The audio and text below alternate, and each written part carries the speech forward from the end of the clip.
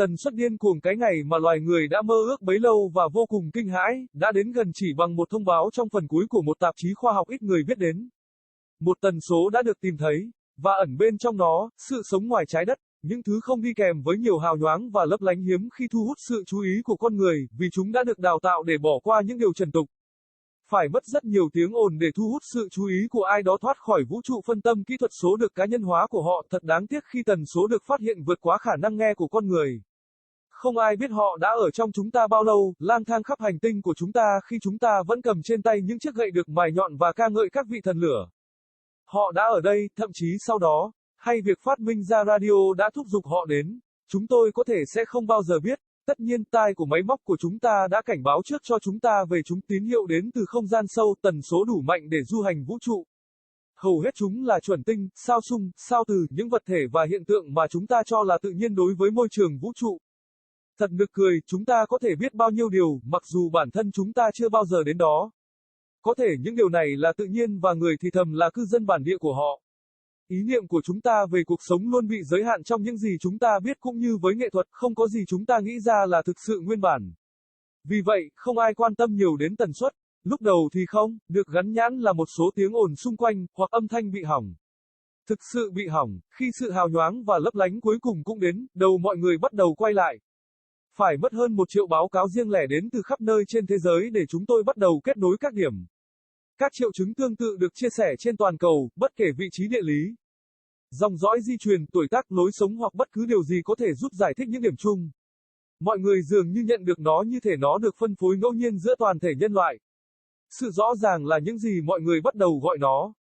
Đó là cảm giác tĩnh lặng trong tâm trí bạn khi nhìn thấy mọi thứ rõ ràng, khả năng đánh giá tình huống của bạn và phản ứng với nó một cách thích hợp. Không có những phản ứng đầu gối thông thường thường dẫn đến nhiều vấn đề hơn trong cuộc sống.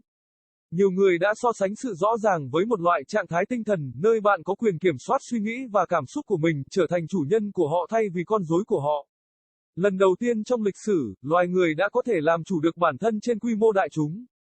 Điều này dẫn đến những cá thể thành công mọc lên khắp nơi như nấm sau mưa. Doanh nhân, nhà lãnh đạo xã hội, nhà lãnh đạo chính trị, nhà khoa học, nghệ sĩ, nhà nhân đạo, nhà kinh tế học, nhà môi trường học, đạo sư, huấn luyện viên cuộc sống. Những người hài lòng với bản thân và cuộc sống của họ. Trong một vài thập kỷ, xã hội đã biến đổi nhiều hơn so với hàng thiên niên kỷ tồn tại. Nó đã xảy ra dần dần và tinh vi đến mức ban đầu chỉ những người quan sát sắc sảo nhất mới thấy những thay đổi xảy ra, và đáng chú ý như vậy, không ai có thể quy chúng cho một ảnh hưởng bên ngoài. Có vẻ như nhân loại cuối cùng đã lớn lên, phát triển sự trưởng thành về cảm xúc và trí tuệ, thứ mà họ vẫn còn thiếu cho đến nay. Sau đó, người đầu tiên trong số họ bắt đầu mất trí, suy sụp tinh thần, lên cơn hoảng loạn, hành vi thái nhân cách. Nghe những lời thì thầm trong im lặng, những người khổng lồ đầu tiên bắt đầu sụp đổ, tâm trí của họ đổ nát giống như đế chế mà họ đã xây dựng với thiên tài trước đây của họ.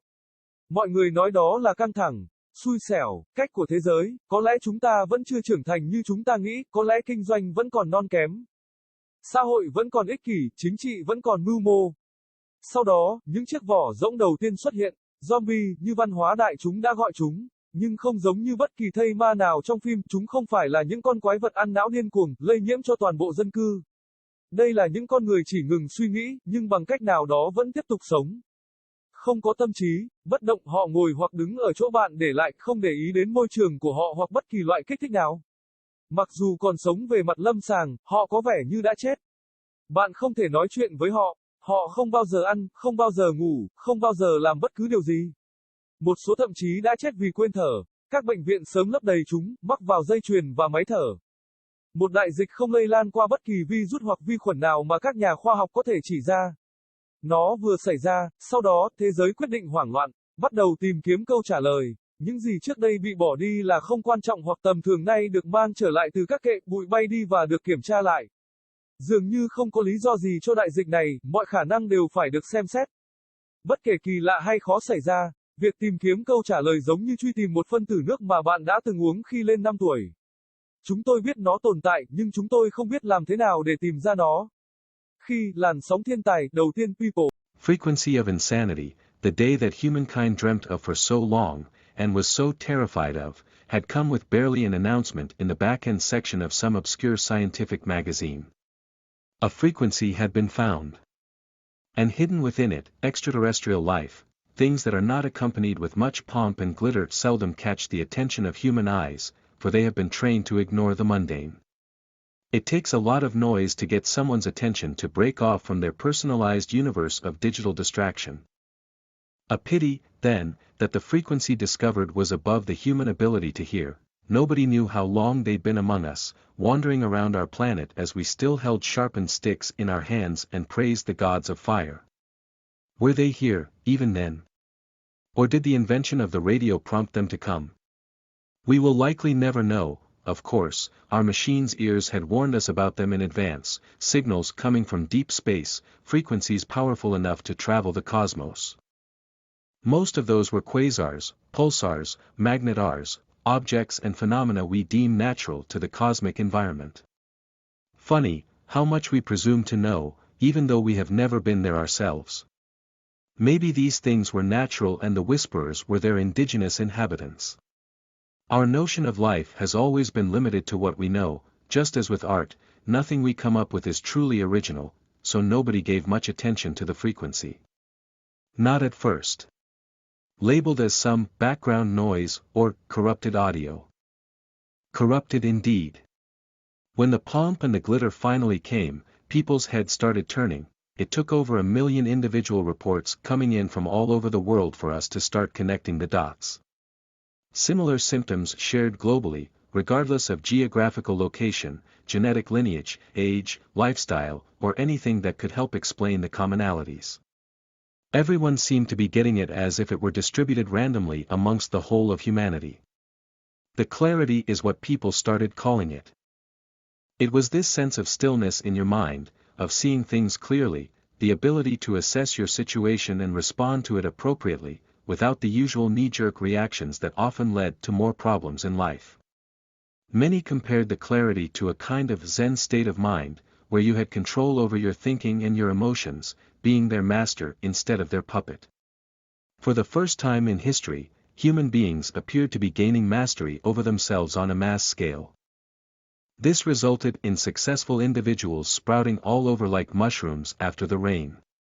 Entrepreneurs, social leaders, political leaders, scientists, artists, humanitarians, economists, environmentalists, gurus, life coaches. People who were happy with themselves and their life. In a few decades, society had transformed more than it did in millennia of existence. It had happened so gradually and subtly that at first only the most astute of observers saw the changes occurring, and as remarkable as they were, none would attribute them to an external influence. As it had seemed, humanity was finally growing up, developing its emotional and intellectual maturity, which it had been lacking so far. Then, the first of them started losing their minds, mental breakdowns, panic attacks, psychopathic behavior. Hearing whispers in the silence. The first giants started to fall, their minds crumbling like the empires they had built with their former genius.